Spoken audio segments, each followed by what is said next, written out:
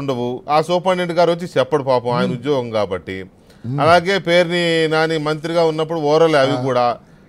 ఇవన్నీ ఎలా రివెంజ్ ఎలా తీర్చుకుందామని మీ ప్లాను? నా దగ్గర నేను ఇప్పుడు ఉద్యోగస్తుల మీద తీసుకోవాలనుకుంటాను ఫస్ట్. ఓకే, మళ్ళీ సద్దలు ఏడున్నాయి పోయి చూసి వాడి షర్టు పెట్టి బయటికి లాగి రోడ్డు మీద లాగితే చాలు, ఎక్కువ వద్దు.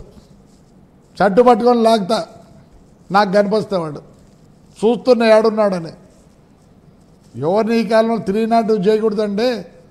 వాడి కష్టమో వాడు చూడాల, అది మా పరిస్థితి. వీళ్ళంతా ఏదేదో మాట్లాడినారు. ఏం చేస్తాడు పేరుని అడిగాడు, చెప్పు. ఏం చేస్తాడు? ఏం చేయలేడు. ఏం చేస్తాడు? హైదరాబాద్లో చిక్తాడు, ఆడాడ పనుకుంటాడులే. నాకు తెలుసులే దీంట్లో పనుకుంటాడు కూడా వాడు. ఇచ్చి పెడతారా అన్నీ? మెట్టుతో కొట్టి వస్తారు చాలు. ఏం అందరి మాదిరి కాదు. ఇంకోరికి జరగకూడదు దయచేసి. నాకు జరిగినట్లు ఇంకోరికి జరగకూడదు.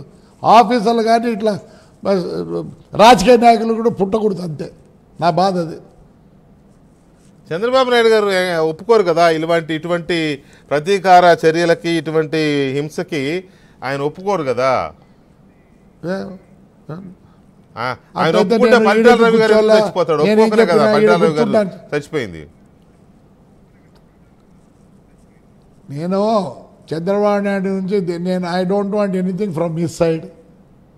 కూర్చుంటారే 10 రోజుల తర్వాత చూద్దాం ఏమవుతుంది. ఇక్కడ they had to be suspended with all the evidence I'm giving to him.